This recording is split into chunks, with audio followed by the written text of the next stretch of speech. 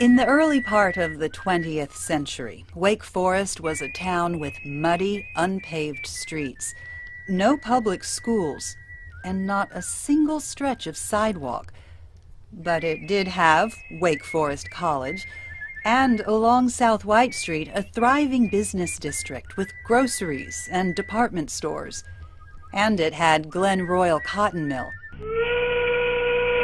where Joyce Davis was born in 1917. Both of her parents worked at the mill. Her father was a mechanic. Her mother also handled machinery. Joyce recalls the mill village of her childhood, with its tidy, well-kept houses, as a happy, tight-knit community. Well, they were like four room houses with a front porch, and we all loved the front porch. And of course, way back there was no bathrooms, but now they all have baths and they've been remodeled.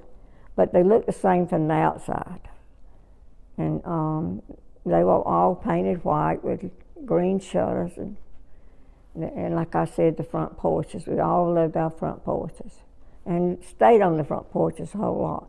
A lot of them were screened, and we had big back porches and gardens. We had big lots, which people don't get to have these days in time. And we all had flower gardens and vegetable gardens. And way down at the back, they'd even let you raise hogs if you wanted to. And some people even had cows. And it was just kind of extension of the farm life. A real nice way to live. But my parents still worked in the mill, and they worked from 6 to 6. I was a little girl, and they'd come home for supper, and we had somebody at the stable with us. Her name was Aunt Al, and she'd have supper, and then we'd go with my grandfather to his room to count his money. He had a sugar sack. Long bean sugar came in bags, little cloth bag. He carried his money in that sugar sack, and we had to open fire. And always he had potatoes up under the grate, and he'd crack him a pan full of black walnuts every night before dark, because he didn't have any outside lights. And he'd have that pan of black walnuts and pull those sweet potatoes out. And we'd have a bedtime snack and count money and read the funny paper. He could run to the store and count his money, but he couldn't read. He was a dear old soul, but he couldn't read.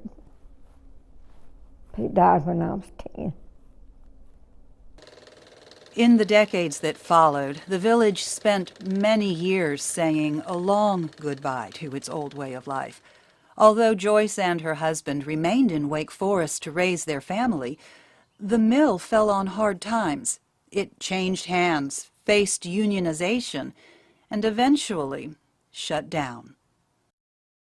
But led by Joyce and others like her, the generations of children born and raised in the mill village keep their memories of that place very close to their hearts, carrying its lessons and values into the future. Do you live in the past very often?